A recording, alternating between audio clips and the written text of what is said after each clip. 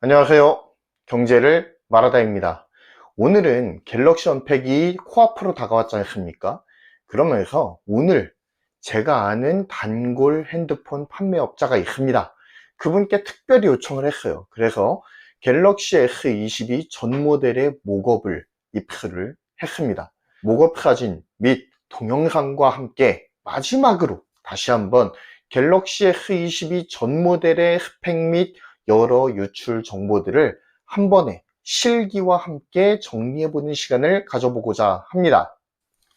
지금 보시는 세 기종이 바로 좌측에서부터 갤럭시 S22 울트라, 플러스, 그리고 일반형 모델입니다. 다만 최신 유출에서는 세 기종 모두 무광의 글라스 소재로 출시된다고 나와 있지만 해당 목업은 그 내용이 반영되어 있지 않다는 점 참고해서 보아주시면 감사하겠습니다. 울트라는 루머와 다를 바가 없이 카메라 섬을 없앴습니다. 그리고 마치 우리의 기억 속으로 사라진 LG의 벨벳을 보는 듯한 물방울 디자인으로 카메라 렌즈가 구성되어 있습니다. 이에 대해서는 뒤에서 좀 더 자세하게 카메라에 대해서 정리할 때 같이 정리를 하도록 하겠습니다.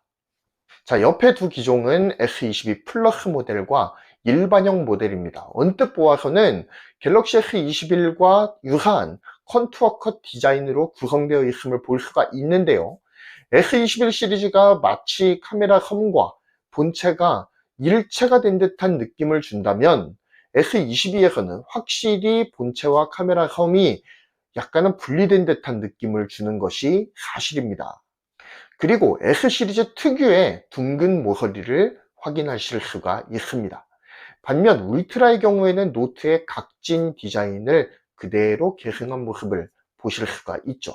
자, 다음은 궁금해하시는 울트라의 하단부를 보시겠습니다. 우리가 너무나 익히 알고 있듯이 이번 울트라는 노트의 아이덴티티를 그대로 이어받았죠. 저도 영상에서 소개한 바가 있습니다. 오른쪽에 선명한 S펜 수납 부위가 눈에 띄고요.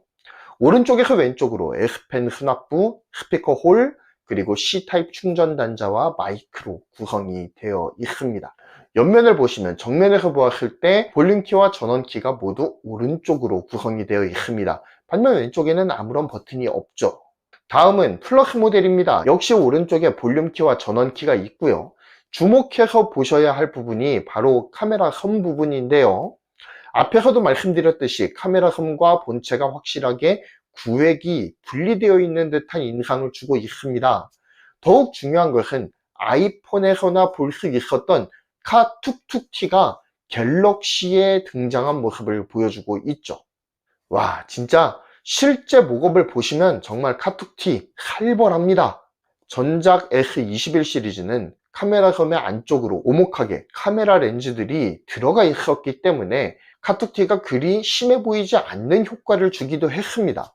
하지만 S22 시리즈에서는 웬일인지 카메라 섬 바깥으로 카메라 렌즈가 툭 돌출이 되어 있어요. 그렇기 때문에 카툭티가 이거 더 심해진 거 아니야? 라는 인상을 강하게 받게 만듭니다. 이거는 좀 디자인에 대한 호불호가 갈릴 것 같다라는 생각이 들어요.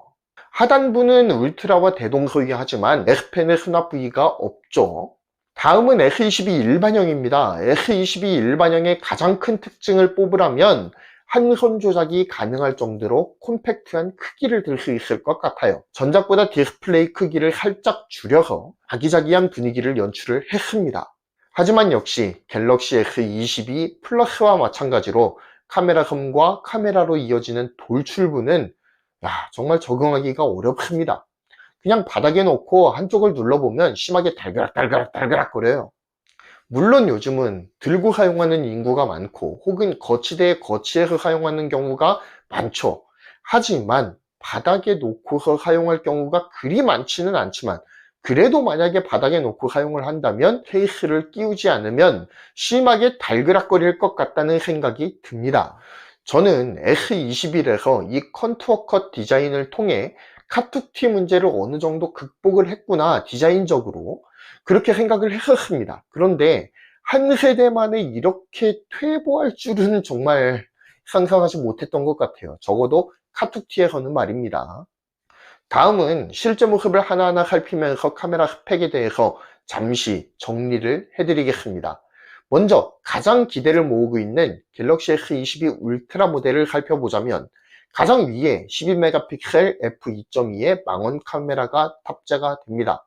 그리고 108메가픽셀 f1.8의 메인 카메라가 두 번째 가운데에 위치를 하고요. 그리고 10메가픽셀 f2.4 3배 줌 광각 카메라, 그리고 10메가픽셀 f4.9의 10배 줌 광각 카메라를 탑재합니다. 이를 통해서 최대 10배 광각 줌이 가능해지죠.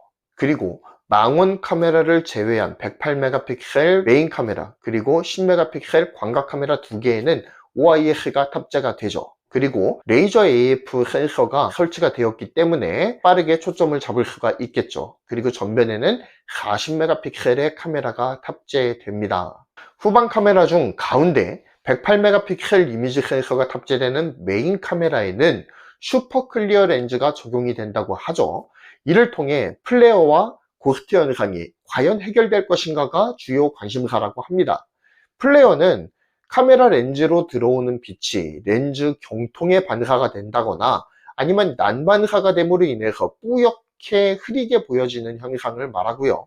그리고 고스트는 빛이 렌즈 경통이나 면에 반사되어서 원래 비춰져야 되는 상과 반전된 모양의 상이 센서의 잔상으로 남는 현상을 의미합니다. 그래서 마치 유령이 찍힌 듯한 모습을 보여준다라고 해서 고스트 현상이라고 하는 거예요. 이 플레어와 고스트 현상은 아이폰 11 시리즈에서 더 많은 빛을 모으기 위해서 렌즈 크기를 키우는 과정에서 불거지기 시작합니다.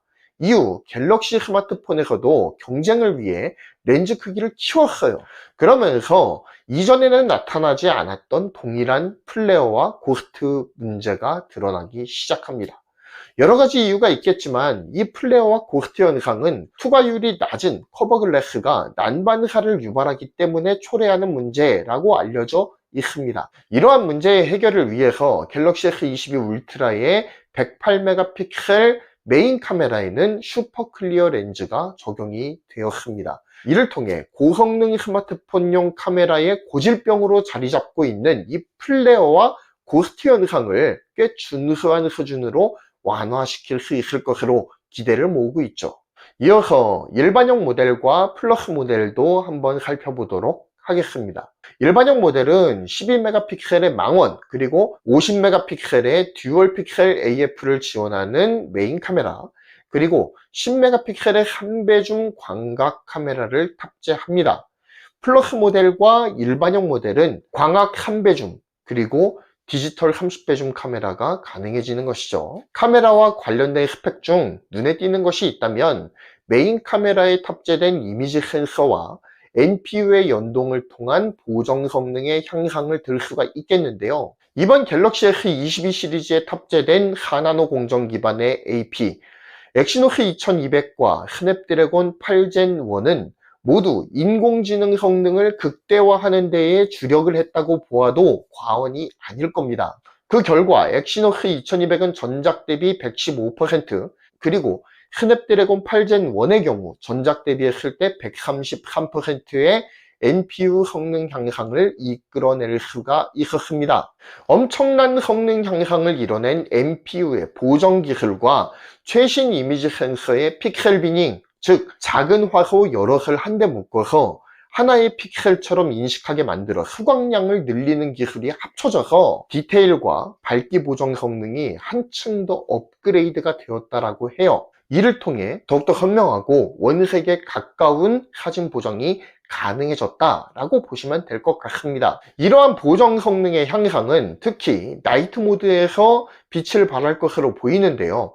삼성의 티저 영상을 보아도 나이트 촬영 기능을 대대적으로 홍보하는 것으로 보입니다. 그렇기 때문에 이번 갤럭시 S22의 카메라 성능이 비약적으로 업그레이드 될 것으로 보이고요. 특히 NPU의 성능이 중요하게 작용하는 이 나이트 모드라든지 시네마틱 동영상이라든지 이런 모드에서 NPU의 성능 향상이 굉장히 두드러지게 나타날 것으로 보입니다. 오늘은 갤럭시 S22 시리즈 전체의 실물 목업을 보여드리면서 후면 카메라 성능을 중심으로 해서 갤럭시 S22 시리즈에 대한 최종 정리를 해보았습니다. 이것으로 갤럭시 S22에 대한 모든 콘텐츠를 마무리하고요.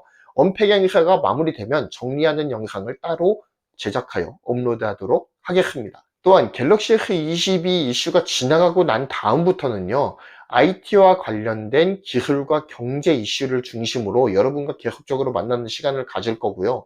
그리고 이전에 했다가 좀 중단했었던 기업 스와트에 대한 것들도 계속적으로 이어서 콘텐츠를 이어가고자 합니다. 감사합니다. 경제를 말하다 채널의 변화된 모습들을 좀 기대해 주셨으면 좋겠고요. 구독, 좋아요, 알림 설정 부탁드리겠습니다. 감사합니다.